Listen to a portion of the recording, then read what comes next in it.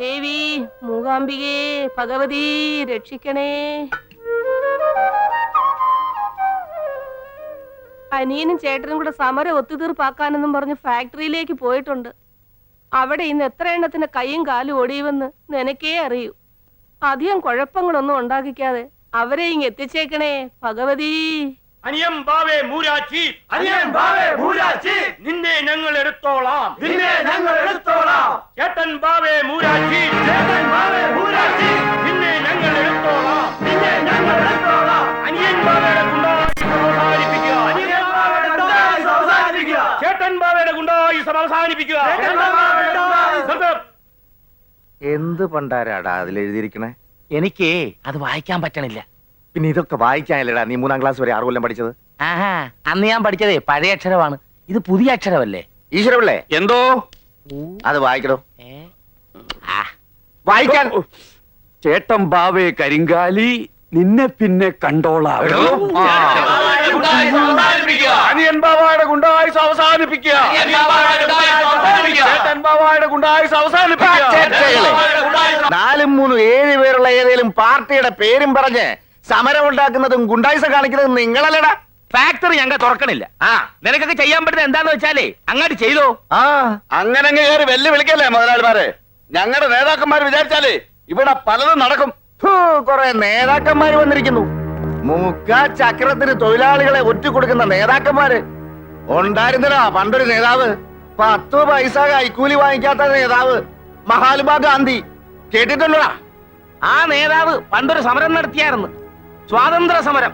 ആ സമരത്തിലെ ഞങ്ങളും പോയിട്ടുണ്ടായിരുന്നു, ഓരോ കോണാനും കൊടുത്തോണ്ട്. ആ കോണകത്തിന് വരെ ഉണ്ടോ നിനക്കൊക്കെ പുല്ലുകളെ. വായേട്ടാ. മുതലാളിമാര് പ്രസംഗിച്ചു പോകാമെന്ന് കരുതണ്ട. എന്നീ എഗ്രിമെന്റ് ഒപ്പിട്ടില്ലെങ്കിലേ ആയുഷ്കാലം കമ്പനി പൂട്ടി തന്നെ കിടക്കും. എടാ പൂട്ടിക്കിടന്നാലേ ഞങ്ങൾക്ക് ഇതേ ഇതാ. പക്ഷെ നീയൊക്കെ ഒരു ആയുസ് മുഴുവൻ ഈ കൊടിയും പിടിച്ചോണ്ട് ഇതിന്റെ വാതൊക്കെ നിൽക്കേണ്ടി വരും. ഓർത്തോ? വായേട്ടാ. ഒപ്പിടാതെ പോകാൻ ഞങ്ങൾ സമ്മതിക്കില്ല. എന്നാ പിന്നെ അതങ്ങ് ഒപ്പിട്ട് കൊടുത്തേക്കാലടാ. അതെ ചേട്ടാ, അവർക്കൊരു ആഗ്രഹമല്ലേ, നമുക്ക് അങ്ങോട്ട് സാധിച്ചു കൊടുത്തേക്കാം.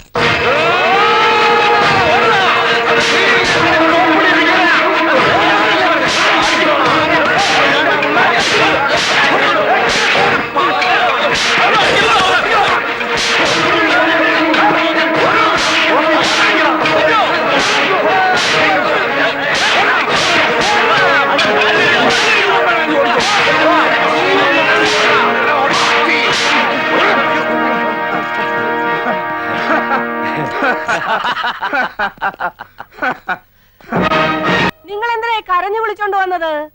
4 മുദ്രാവാക്യം വിളിച്ചോണ്ട് വരാമായിരുന്നില്ലേ? നിന്റെയൊക്കെ കെട്ടിയമ്മമാരുടെ ഗുണവധികാരം കൊണ്ടല്ലേ ഫാക്ടറി പൂട്ടിയത്. ഇനി അത് ജമ്മത്ത് തുറക്കാൻ പോകുന്നില്ല. അങ്ങനെ പറയരുത് കൊച്ചമ്മേ, ഞങ്ങൾ മുഴുവൻ പട്ടിണിയില്ല. ഇന്ന് പട്ടിണിയെങ്കിലും ഉണ്ട്, നാളെ അതും ഇല്ല. അനുഭവിച്ചോ? കൊച്ചമ്മേ, ഞങ്ങളുടെ മക്കളെ ഓർത്തെങ്കിലും മുതലാളിമാരെ കൊണ്ട് കമ്പനി തുറപ്പിക്കണം. എടി പെണ്ണേ, അതിനിപ്പോ ഞാൻ എന്താ ചെയ്യണമെന്നാ? എന്റെ കെട്ടിയവൻ പോലും ഞാൻ പറഞ്ഞാ കേക്കത്തില്ല, പിന്നാണോ അങ്ങയുടെ ചേട്ടൻ? മക്കള് പറഞ്ഞ മുതലാളിമാര് കേക്കും, അത് ഞങ്ങൾക്ക് ഉറപ്പാ. ഓഹോ. അമ്മുവേ, എടി മാളു, ഒന്നിങ്ങന്നെ.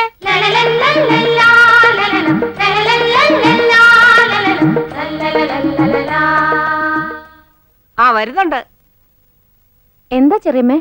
ദേ, നിങ്ങളെ കൊണ്ട് ശുപാർശ ചെയ്യിപ്പിക്കാൻ വന്നിരിക്കുകയാണ് അവര്. നിങ്ങൾ നിങ്ങളുടെ അച്ഛന്മാരോട് ഫാക്ടറി തുറക്കാൻ പറയണമെന്ന്. ഞാൻ പറയില്ല. എന്തൊക്കെ അനാവശ്യങ്ങളാ അച്ഛനെയും വലിയച്ഛനെയും പറ്റി നാട് മുഴുവൻ എഴുതി വെച്ചിരിക്കുന്നത്. അത് സാരമില്ല മാളു, ഇത്രയും പേര് ഇവിടെ വന്ന് പറയുന്നതല്ലേ. നിങ്ങൾ വിഷമിക്കണ്ട, ഞങ്ങൾ പറഞ്ഞോളാം.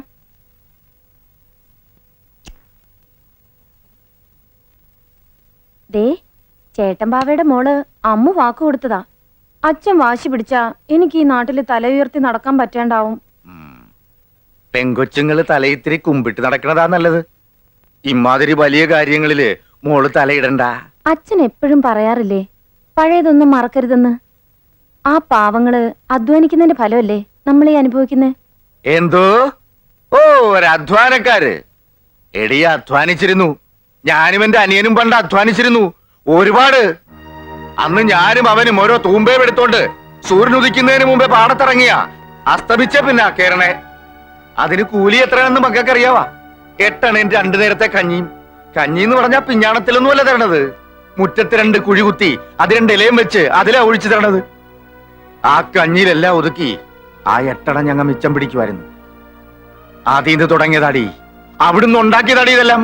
അതേടി, ഒറ്റ ചങ്കും കരളുമായിട്ട് നിന്ന് ഞങ്ങ ഉണ്ടാക്കിയത് ഇത് മുഴുവൻ. ഇതൊന്നും ഒരുത്തന് മുമ്പിൽ ഞങ്ങ അടിയറവ് വെക്കൂല, ഒരുത്തന് മുമ്പിൽ തോക്കേയില്ല. തോക്കാൻ ഞങ്ങ പഠിച്ചിട്ടില്ലടി പെണ്ണേ. ഇങ്ങനെ വീമ്പ് പറയുന്നതിന് മുമ്പ് അച്ഛൻ ഒരു കാര്യം ഓർക്കണം. എല്ലാ സ്ഥാപനങ്ങളും അടച്ചുപൂട്ടിയാ നിങ്ങൾ ജയിക്കുമെന്നാണോ വിചാരം? സത്യം പറഞ്ഞ ഓരോ സ്ഥാപനങ്ങളായിട്ട് അടച്ചു പൂട്ടിച്ച് എല്ലാരും കൂടി അച്ഛനെയും വല്യച്ഛനെയും തോൽപ്പിക്കുക.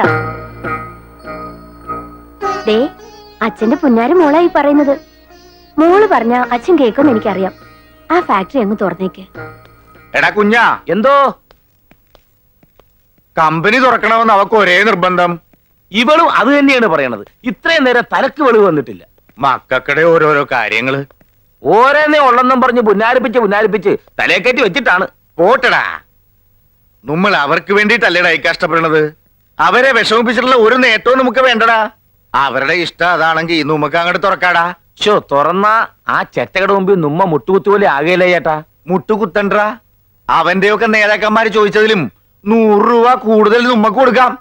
അപ്പാര് ജയിക്കും? മുതലാളിമാര് ജയിക്കും. അമ്മും ആളും ഇടപെട്ടപ്പോ തന്നെ മനസ്സിലായി ഇതിങ്ങനെ വരുമെന്ന്. പോയ കാര്യം എന്തായടോ? ആ, അത് ബാവമാരുടെ കൂടെ ഡ്രൈവർ പണിക്ക് നിൽക്കാൻ ഈ നാട്ടിൽ നിന്ന് ആരും വരും തോന്നുന്നില്ല. കുട്ടികൃഷ്ണന്റെ കൈയും കാലും തല്ലി ഒടിച്ചത് ഈ നാട് മുഴുവൻ പാട്ടായി. അതവൻ പെമ്പിള്ളേരുടെ വൃത്തിയോട് കാണിച്ചിട്ടല്ലേ. അബദ്ധത്തിന് അമ്മുവിന്റെ പുറത്തൊന്ന് കൈ തട്ടിയെന്ന കുട്ടികൃഷ്ണൻ പറഞ്ഞത്. ഇത്താരമൊക്കെ മതിയാക്ക്. ഓ. പോയാ പെണ്ണുങ്ങളോട് പറ കമ്പനി തുറക്കാൻ ഞങ്ങൾ ഉത്തരവിട്ടിരിക്കുന്നെന്ന്. ശമ്പളം കൂട്ടിയിട്ടില്ലെന്നും പറയാലോ. ആ. ഓ.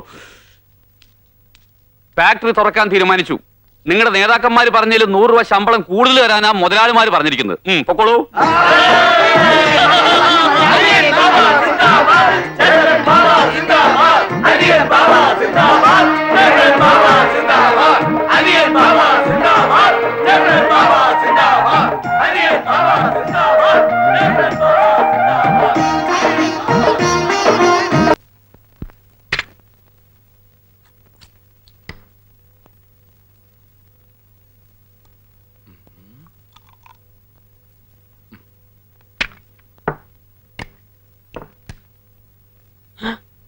അയ്യോ, തീർന്നോ?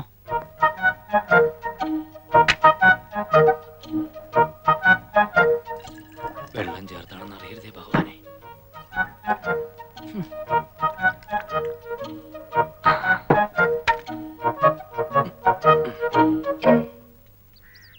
അമ്മുമ്മേ വന്നു.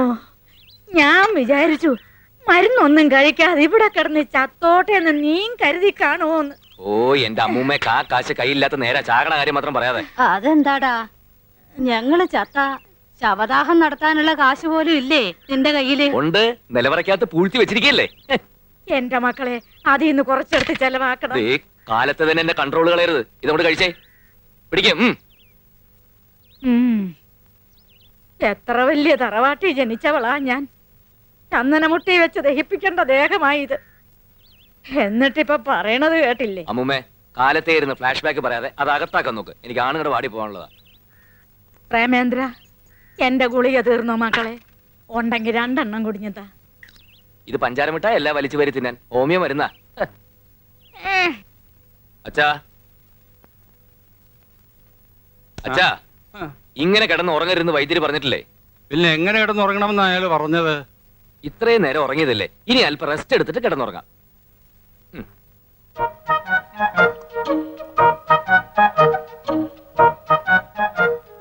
ഇതെനിക്ക് സാധാരണ തരുന്ന മരുന്നല്ലല്ലോടാ.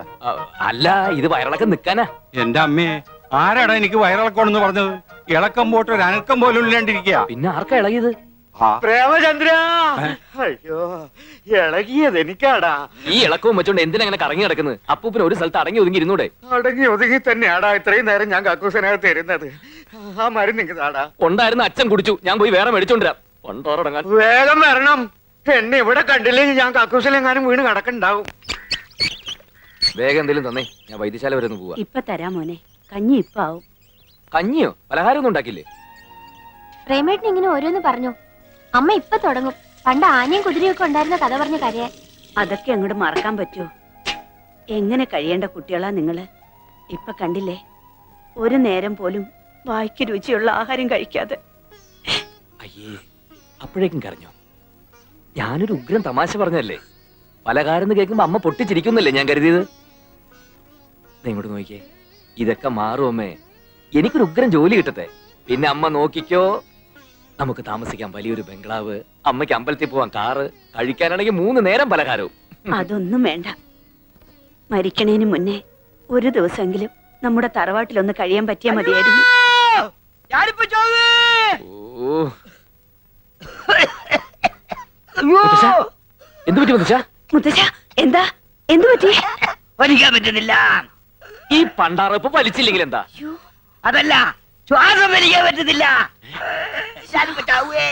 നീ പോയിന്ന് വൈദ്യരെ വിളിച്ചോണ്ട് വാ.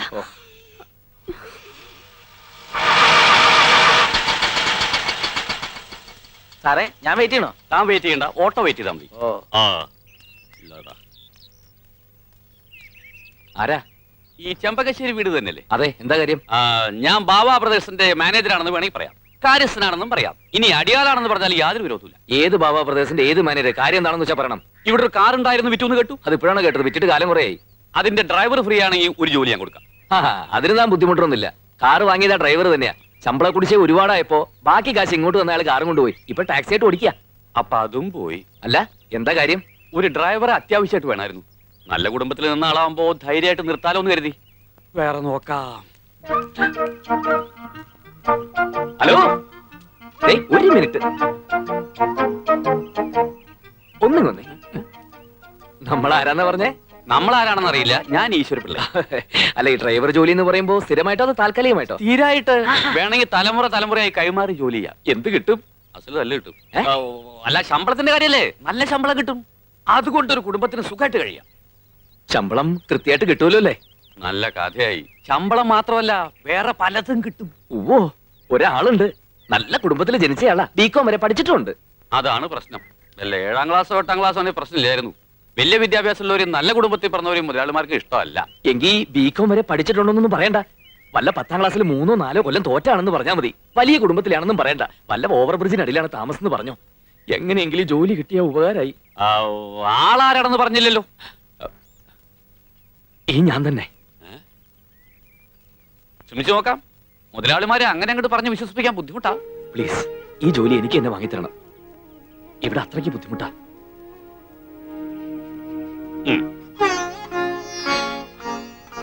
എന്നാലും ഈ ഡ്രൈവർ പണിക്കൊക്കെ നീ പോണോ? ഡ്രൈവറോ മാനേജർ എന്നല്ലേടാ നീ പറഞ്ഞത്? അപ്പൂപ്പ, അത് പിന്നെ മാനേജർ തന്നെ. ഡ്രൈവറാണെന്ന് അയാൾ പറയുന്നത് ഞാൻ കേട്ടല്ലോ. അത് എനിക്കൊരു ഡ്രൈവർ കൂടി ഉണ്ടെന്ന് പറഞ്ഞതാ. എന്നാ പിന്നെ ഞാൻ പോട്ടെ. പോയിട്ട് വരാമെന്ന് പറയടാ. പോയിട്ട് വരട്ടെ.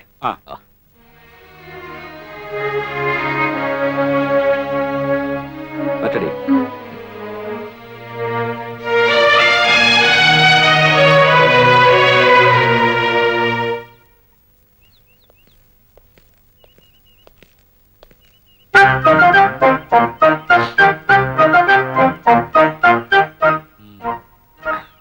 എന്താടാ നിന്റെ പേര്?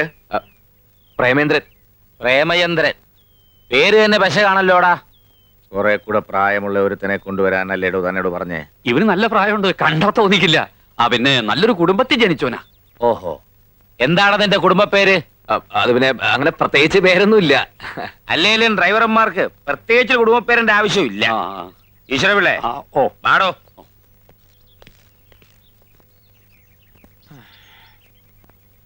നല്ല പക്വതയും പ്രായമുള്ള ഒരുത്തിനെ കൊണ്ടുവരാൻ പറഞ്ഞിട്ട് പ്രേമനസിനെ പോലെ ഒരുത്തിനെ അവിടെ കൊണ്ടുവന്നിരിക്കണേ. കാഴ്ചക്ക് പ്രേമനസരാണെങ്കിലും ഉള്ളില് ഭരതഗോപിയാ. പ്രണയരോഗം ലവലേശയില്ല. നീ പറഞ്ഞുകൊണ്ട് നിർത്താം. എന്തെങ്കിലും വൃത്തികേട് അവൻ കാണിച്ചാൽ മുട്ടുകാലി ഞാൻ തലി ഒടിക്കും. ഒടിച്ചോ? അവന്റെ 2 മുട്ടുകാലും മുതലാളിമാർക്കുള്ളതാ. അവന്റെ അല്ല, നിന്റെ മുട്ടുകാലിന്റെ കാര്യമാണ് ഞാൻ പറഞ്ഞേ.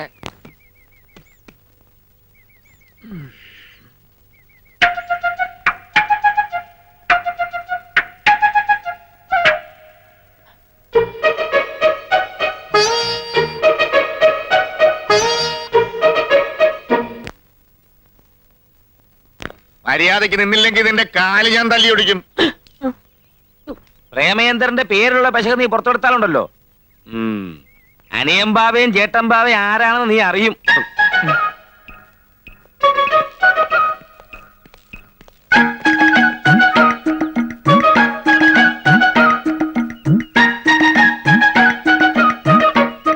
താനെന്തിനാ പെട്ടെടുക്ക്? എനിക്ക് അപ്പോഴേ അറിയാം ഞാനല്ല ആ പെമ്പിള്ളേരാണ്. നിന്നെ ജോലിക്ക് എടുത്തു എന്നാ ആ പറഞ്ഞത്. അവർക്ക് അങ്ങനെ പറയാനേ അറിയൂ. വാ, താമസം കാണിച്ചു തരാം. അയ്യോ, പിള്ളച്ചേട്ടാ, എനിക്ക് അമ്പലത്തിൽ പോണം. ഐശ്വര്യമായിട്ട് ജോലി തുടങ്ങി. അമ്മൂട്ടി അമ്പലത്തിൽ കൊണ്ടാക്ക്. ഇത് ഞാൻ കൊണ്ടുവച്ചോളാം. ഡോറ് തുറന്നു കൊടുക്ക്. ഈ വേഷത്തിലാണോ അമ്പലത്തിൽ വരുന്നത്? എന്താ അമ്പലത്തിൽ കയറുന്നില്ലേ? ഏയ് ഞാൻ അമ്പലത്തിലൊന്നും കയറാറില്ല. അമ്പലത്തിൽ നിന്ന് ഇറങ്ങിയിട്ട് വേണ്ടേ കേറാൻ? ഇവൻ ഭയങ്കര ഭക്തനാ അല്ലേ? അതെ, വേഷം ഞാൻ തരാം. വാ വാ വാ. ഈശ്വര വിശ്വാസം ഇല്ലെന്ന് മാത്രം അവളോട് പറഞ്ഞേക്കരുത്. എന്താ? പണി പോവും, വേറെ കുഴപ്പമൊന്നുമില്ല. അയ്യോ, ചേച്ചി ഇതുവരെ അമ്പലത്തിൽ പോയില്ലേ? ആ ഡ്രൈവർ വരാൻ കാത്തു നിൽക്ക്. അയ്യോ, കാറിലാണ് പോകുന്നത്. ചേച്ചി, എനിക്ക് കോളേജിൽ പോകാൻ നേരമായി. അമ്പലത്തിൽ കയറി ഒന്ന് തൊഴുതിട്ട് പോവാം. അമ്പലത്തിൽ കയറിയ കോളേജിൽ എത്തുമ്പോ ലേറ്റ് ആവും. ഇവിടെ അടുത്തല്ലേ അമ്പലം? എന്റെ പൊന്നു ചേച്ചിയല്ലേ, നടന്നു പോ പ്ലീസ്. ശരി.